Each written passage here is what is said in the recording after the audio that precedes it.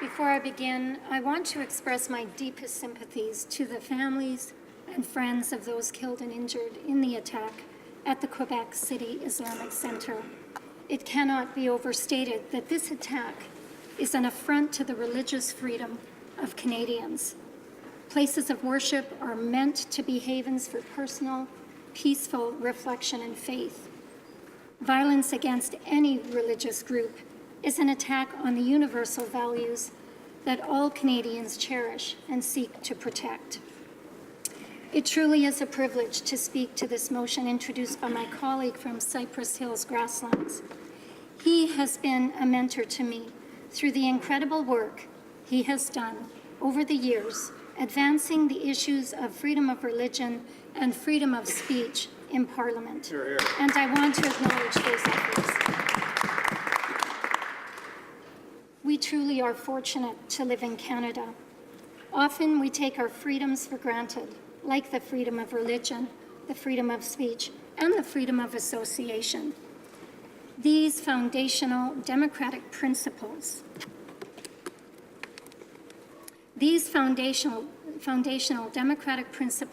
were first enshrined in Canadian law by Conservative Prime Minister John Diefenbaker in 1960. His definition of what is a Canadian has never been better stated and has stood the test of time. And I quote, "I am a Canadian, free to speak without fear, free to worship in my own way, free to stand for what I think right, free to oppose what I believe wrong, or free to choose those who shall govern my country." These are Canada's values. As someone whose faith is integral to my life, I am grateful for and believe very strongly in the religious freedom we enjoy here in Canada. That freedom, which includes protection against discrimination based on one's faith, is a right for all Canadians, regardless of their religion. A number of weeks ago, I met an incredibly brave young Christian woman in my riding. She fled her country as a young adult because she was the very real target of attacks from those who did not approve of her choice of faith. Today, she can't be on Facebook or Instagram because she remains concerned that her family, still in her country of origin, could be targeted because of her choices. When I sat down with her and listened to her tell her story, it was impossible not to grasp the real fear that she feels as a target of attack because of her religious beliefs. This young woman came to Canada because she believes in the words and the spirit of Prime Minister Diefenbaker's declaration. Nobody should be forced to choose between their faith and their personal security.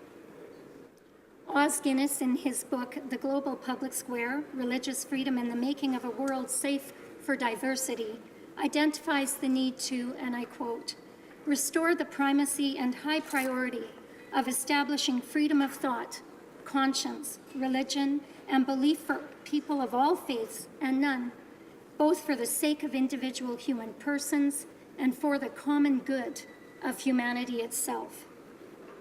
Making free speech and freedom of faith a priority is paramount to our democracy and our success as a nation.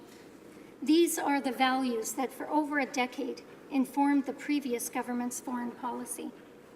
Unfortunately, with the abolishing of the Office of Religious Freedoms, one of the most visible vehicles for the promotion of freedom of religion is now gone. Through this office, under the very capable leadership of Dr. Andrew Bennett, Canada worked with like-minded partners to speak out against violations of freedom of religion, denounce violence against human rights defenders, and condemn attacks on worshippers and places of worship around the world. This office led the way internationally to protect freedom of religion and belief, as well as to promote Canadian values of tolerance and pluralism. Free speech and freedom of belief are fundamental. Without them, there can be no exchanging and evaluating of ideas. If we are unwilling to challenge each other, then we leave ourselves vulnerable to having our beliefs set by others. If British society hadn't challenged the monarchy, the Bill of Rights of 1689, which is the foundational document of Canada's democracy, would not exist.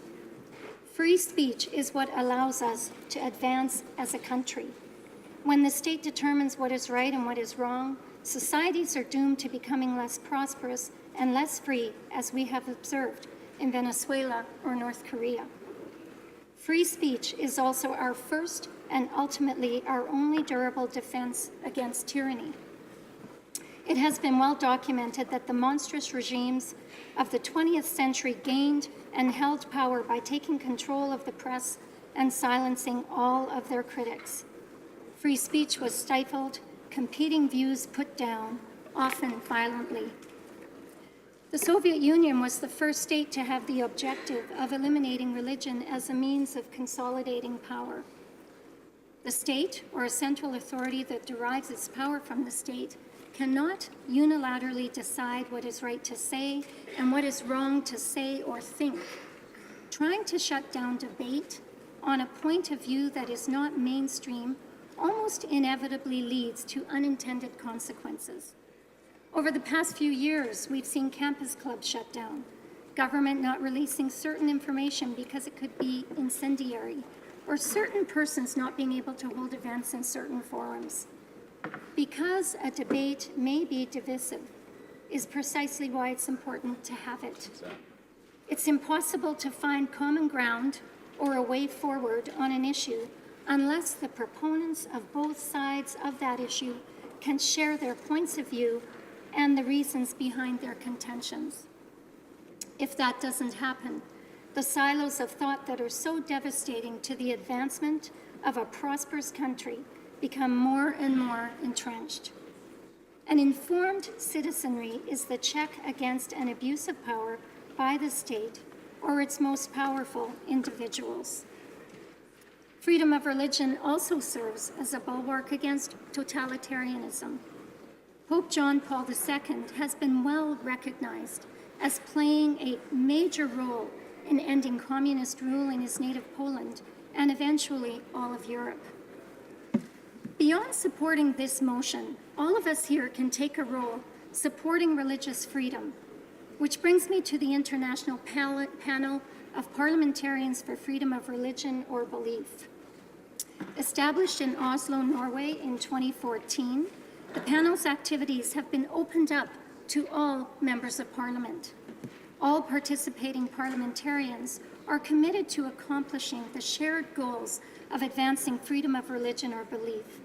This is done by promoting freedom of religion or belief for all persons through their work and respective institutions, enhancing global cooperation by endeavoring to work across geographical, political, and religious lines, and undertaking efforts to jointly promote freedom of religion or belief, share information, and mobilize effective responses.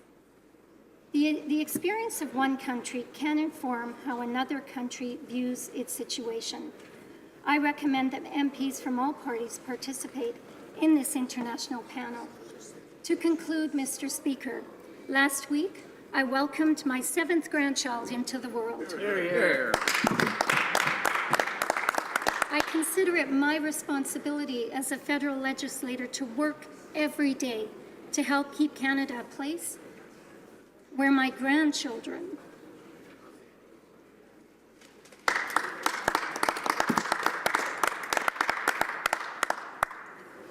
will be able to worship as they choose. Hear, hear. A place where they will be able to speak out for what they believe in,